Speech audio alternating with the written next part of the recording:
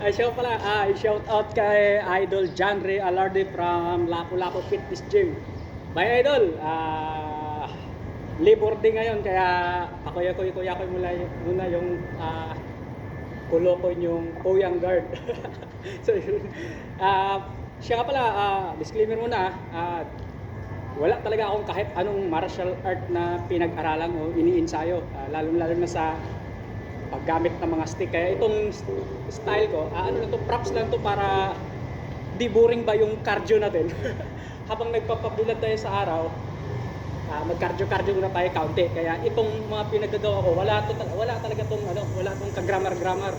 Hindi ako nakapag-ensayo ng kahit isang session sa mga ganitong hindi lang sa mga ganitong lalo na dito, sa lahat ng klaseng martial art, wala talaga. Kahit isang araw hindi ako nakapag-ensayo. Kaya yung mga pinagagawa ko, parang sinusundan ko lang yung galaw ng stick pagka, di ba minsan may parang pangit kasi hindi ko nasundan yung galaw ng stick.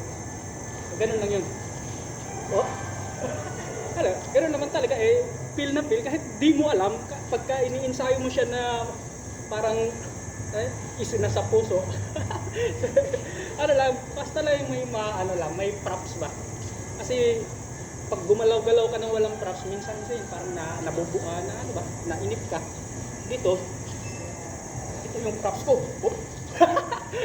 So, bigla naman naging mayabang si ko yung guard nyo.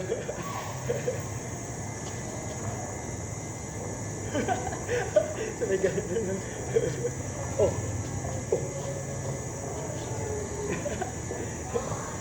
Pangit pala yun.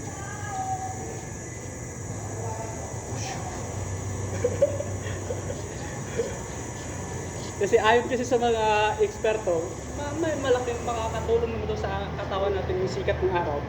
Lahat ng galing sa nature, basta hindi sobra, magandang benepisyo sa ating katawan. Kaya ngayon, holiday, Labor Day, walang pasok yung mga big boss ko rito, kaya pwede tayo magpapakuya-kuya muna. Yun nga lang, ipopost din sa social media pag nakita nila to, tapos pagalitan, smile na lang kasi yan, mali mo naman talaga yun. Bakit hindi ka nagbibihis? Pero sayang kasi yung oras kaysa umupo ako dito, magmuni-muni, aantukin lang. Hindi kagaya nito na kahit nandito ka sa trabaho o nakapag-ensayo ka pa rin, kung makapag-ensayo ka ng ilang oras, sabihin natin per hour, nakaka-burn ka ng 100 calories. Di sa loob ng 3-4 na oras, nasa 400 calories na yung nabuburn mo. Di meron ka ng pribilehiyo kumain ng 2 extra rice. Di sa ngayon wala. Hindi naman ako nag-hard cutting mini cut lang naman.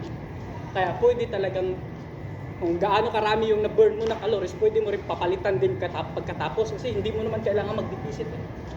Ganun lang yun. Saka na tayo tuloy-tuloy yung deficit pagka nag-hard cutting na, pag mayroong gustong competition sa salihan. Sa ngayon kasi wala pang budget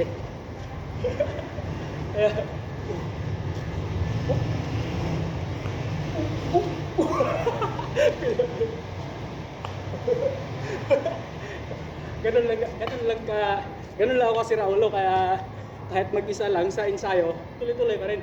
Kailangan mo rin aliwin yung sarili mo para hindi mo maramdaman yung pagod sa ensayo.